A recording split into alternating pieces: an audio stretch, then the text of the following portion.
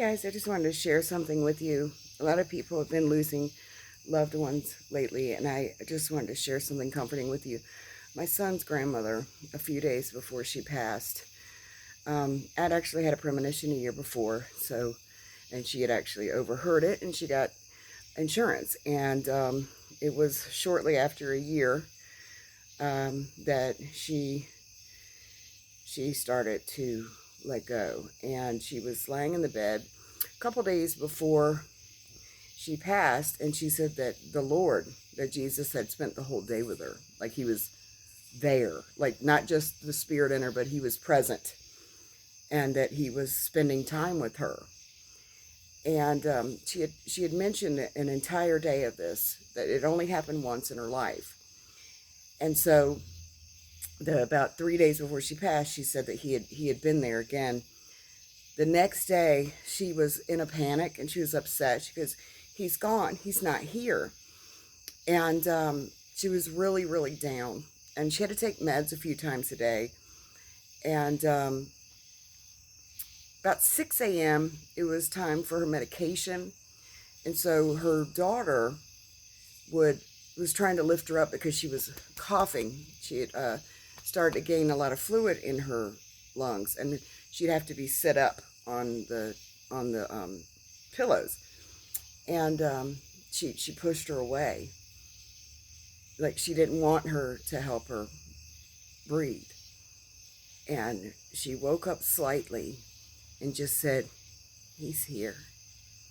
And she smiled. And a few hours later, she was shaken by her daughter, and she was gone. So I wanted to let you know, any of you, I don't know if you've been with someone that's passed, but there's something about being a Christian. It just takes the fear out of it. We know that death is just a temporary separation from those we love, because he promised us, this is the gospel message. He died for our sins. He was buried, and he rose again the third day to give every person eternal life that trusts him for it. It really is that much of God's love for us.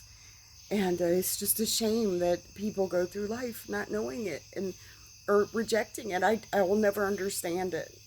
I guess because the gospel's been corrupted into some kind of works, but it's not works. They say it's not works, but it's really works. It's about your righteousness, but it's not. It really is a gift, and we live the Christian life because he gave us that gift, not to get it or to keep it. And I've seen people speak to loved ones and in hospitals, and I'd say that lady's going to be gone by the morning. I was in a hospital getting surgery once, and I said that the lady in the room next to me will be gone by the morning, because she's speaking to people that aren't there, and I know she's seeing them. And she was gone. She was gone by like 6 or 7.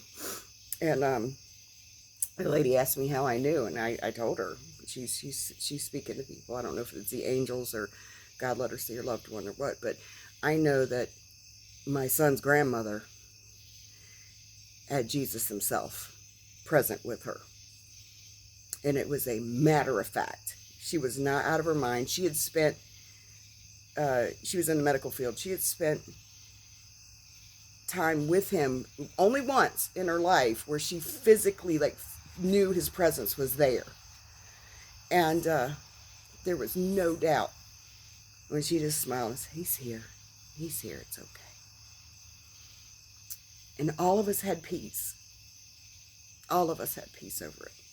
So if you look at when Christians go, the Lord, either the angels carry him, it says it in the scriptures, and the angels escorted him to Abraham's bosom, right? They took him to the place of comforts to rest with his ancestors. And we know that the Lord is faithful, and we will forever be with the Lord. And Paul said, I don't know if it's better to be here with you or to be absent from the body and to be present with the Lord. So we know the minute we step out of this body, we're present with the Lord. And one day we'll have our glorified body, walk around like he was resurrected. So I hope this brings you some comfort. God bless.